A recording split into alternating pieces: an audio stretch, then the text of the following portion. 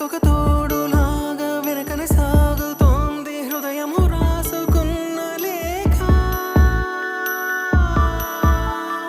ఏం సందేహం లేదు ఆ అందాల నవ్వే ఈ సందళ్ళు తెచ్చింది. ఏం సందేహం లేదు ఆ కందేటి సిగ్గే ఈ తొందరలు ఇచ్చింది.